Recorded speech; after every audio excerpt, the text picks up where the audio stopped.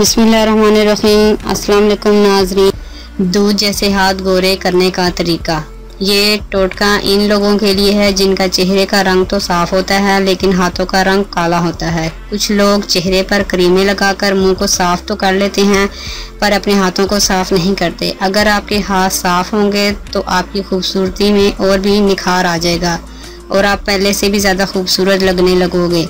ये टोटका हफ्ते में 1 या 2 बार इस्तेमाल करें। रोज़ाना आप इसको इस्तेमाल नहीं कर सकते। हफ्ते में 2 बार ठीक रहेगा। आपको 1 बार ही इस्तेमाल में फ़र्क नज़र आएगा। आपको करना क्या है कि 1 लीमू लें और 1 बेकिंग पाउडर। लीमू को 2 हिस्सों में काट लें और 1 लीमू पर बेकिंग पाउडर लगाकर इसे आप अपने हाथों में मसलें।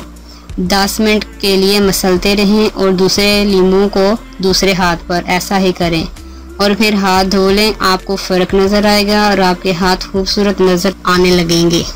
अगर आपको हमारी वीडियो अच्छी लग रही है तो हमारी वीडियोस को लाइक करें और अपने सब दोस्तों से शेयर करें और साथ हमारे चैनल ऑनलाइन रेमेडीज़ को सब्सक्राइब करना ना भूलिएगा। मिलती हूँ मैं आपको एक नई वीडियो के साथ। तब तक के लिए अल्लाह हाफिज़।